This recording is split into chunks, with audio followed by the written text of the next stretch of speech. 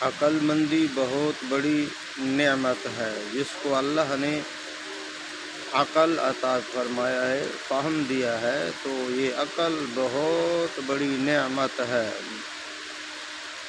ایک بادشاہ تھا، تو اس بادشاہ کے باز تھے، وہ باز اڑ گئے، تو اس نے حکم دیا کہ بہت بڑا شہر تھا، اس کے دروازے تھے جہاں سے لوگوں کا گزر ہوتا تھا، تو بادشاہ نے کہا یہ سب دروازے بند کر دیں۔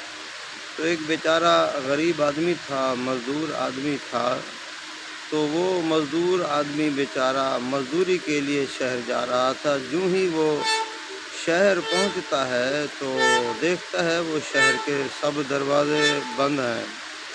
کہنے لگا بھائی یہ بتائیں یہ شہر کے دروازے کیوں بند ہیں؟ وہ کہنے لگے بادشاہ کے باز تھے، وہ اڑ گئے ہیں، تو اس لیے بادشاہ نے شہر کے دروازے بند کرا دیے ہیں۔ تو وہ بیچارہ غریب مزدور آدمی اللہ کا شکر ادا کرنے لگا کہ اللہ تیرا لاکھ لاکھ شکر ہے، مجھ کو غریب تو بنا دیا ہے، مزدور ہوں، لیکن اللہ تیرا بہت بہت شکر ہے کہ تم نے غریب بنایا، اس کے ساتھ ساتھ مجھے عقل دی، فہم دی، سمجھداری عطا فرمائی۔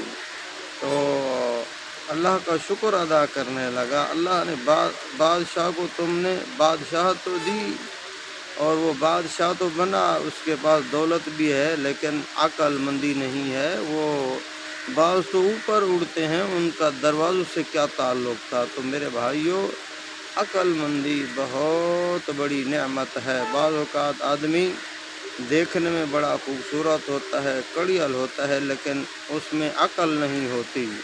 تو بعض اوقات آدمی دیکھنے میں کمزور ہوتا ہے، وہ نحیف ہوتا ہے، دیکھنے میں کچھ اور ہوتا ہے، لیکن اللہ اسے صلاحیت اور عقل مندی عطا فرماتے ہیں۔